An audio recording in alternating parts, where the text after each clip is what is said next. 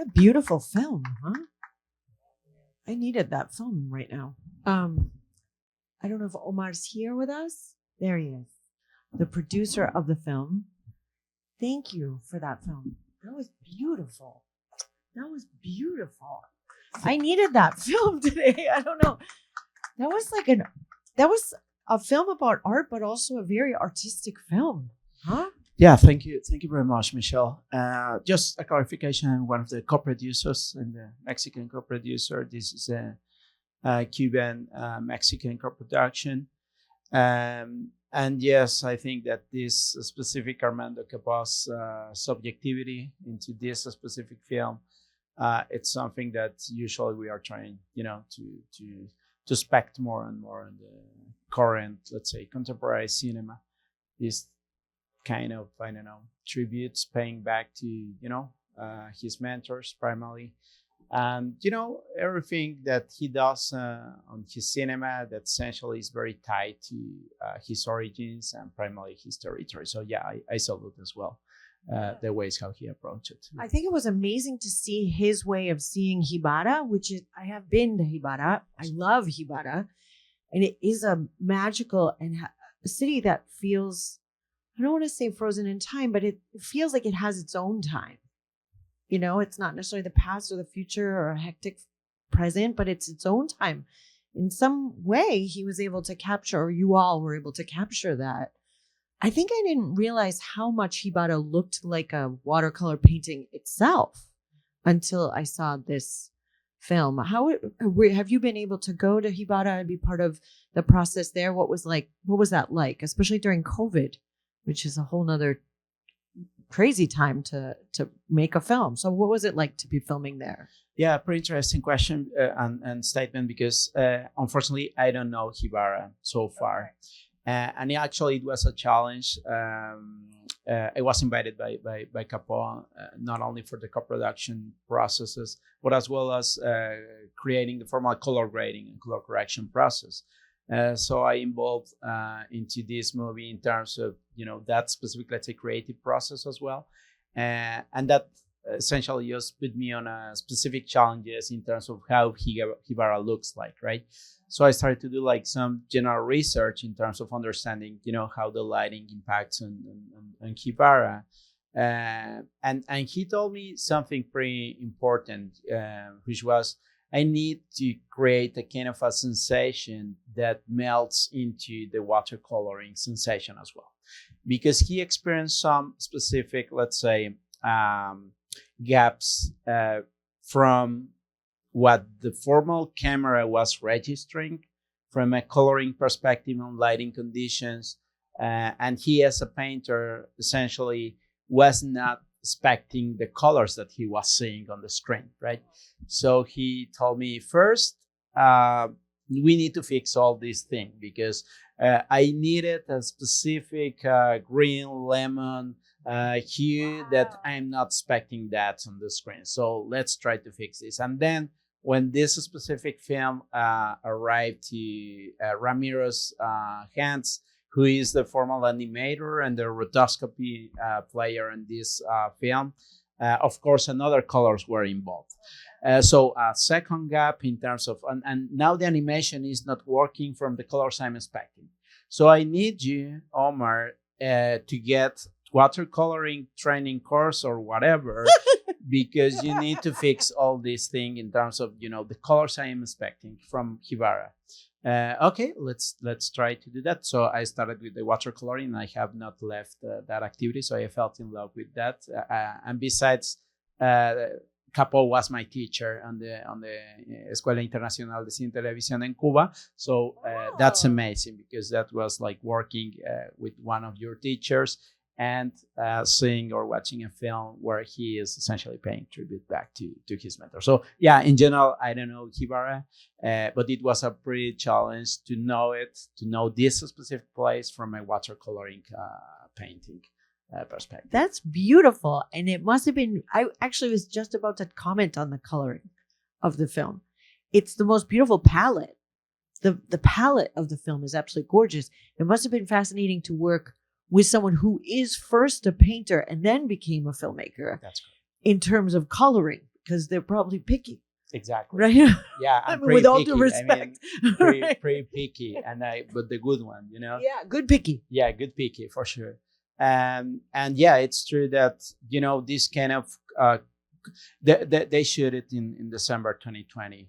The lighting conditions on that specific moment are completely different from what you perhaps might expect from the Caribbean traditional colors, and the traditional bluish, color palettes, because essentially this is a eastern territory, which belongs to Holguin province. If you haven't been there, the north of Holguin, and those specific colors on the sea are not, as those traditional playas del Este or Varadero, or these traditional places across Cuba, right?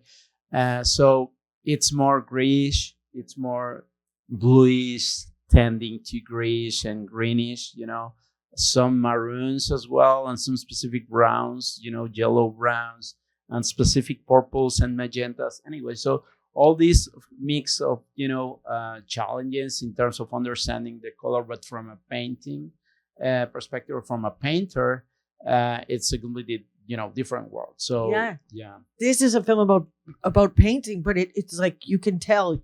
I could tell you took a painting class. Yeah, exactly. And now I'm not gonna quit on watercolor. That's amazing. Yeah. So he's left his own imprint on you on many levels. Do we have any questions before I go on? Because I loved this film and I kind of want to go back to Gibara now.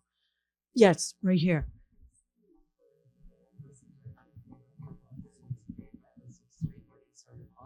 Surreal.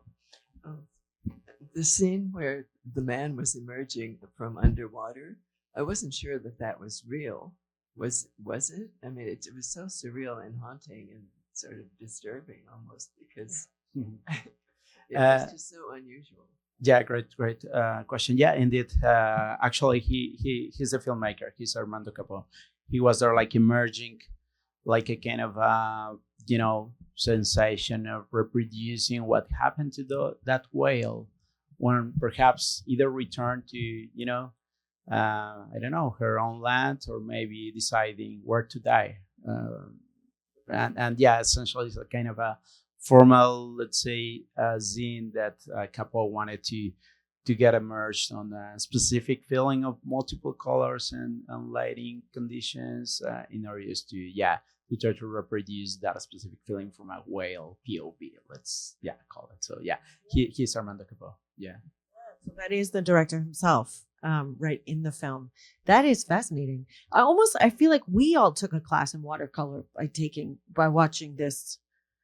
And now I kind of want to sign up for your class, for the class that you're in. Do we have any other questions? I hope so, because this was a beautiful film. No? Okay. Yes, please. It makes me more interested to see the previous film, Agosto. Yeah. And are there any other plans in the works? Yeah, upcoming movie by Armando Capo as director, and his partner in crime, primarily Gato Rosa Films producer, Rosa Maria Rodriguez. They are post-producing El Regresado, which essentially, in our opinion, I mean, the rest of the co-producers and people who got involved on multiple works by Capo, is perhaps the first movie. It's a fiction feature before The Land of the Whale, because his specific period of Armando Capo's life, when he was on his 20s, in a fiction way, and eventually was facing specific let's say situations as he faced as a painter in Gibara, and then this kind of farewell movie. So yeah, he's very tight, as you probably saw it in Agosto, to his land, essentially to Gibara. So yeah, that's the next one, El Regresado.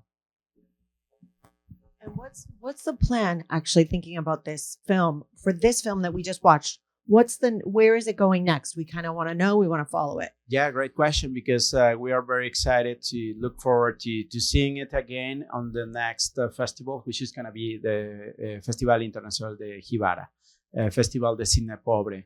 which is one of the most, let's say, important, let's say, festivals across, the island. Besides, of course, the Havana edition, because it's a Havana-centric, narrative, but essentially, open doors to peripheral cinema and this kind of independent cinema, which actually this is supported by the ICAIC as well, with the Fondo Cubano.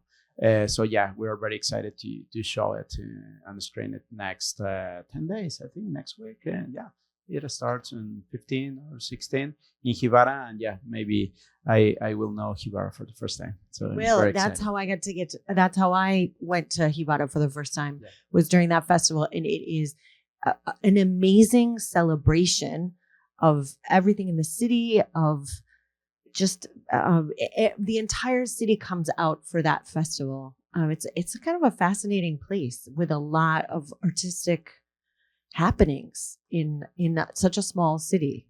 Yeah, I guess so. I mean, by doing our research and understanding, what Gibara represented back in the, let's say, late century 19, it was a pretty important, sugarcane port across the eastern side of Cuba.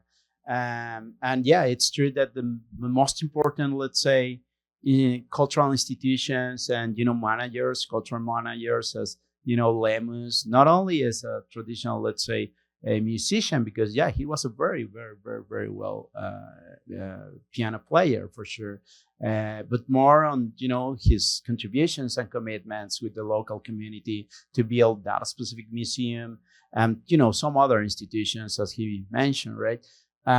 So yeah, it looks like these kind of places, unfortunately, are facing this kind of, let's say, upcoming ruins across the globe. And it's, between a traditional struggle between, of course, modernity on one side, tradition on the other. But this is a not traditional, let's say, tradition, in terms of what we are expecting to see, like this kind of Eurocentric mindset in terms of institutions, museums, or all those kind of things, right?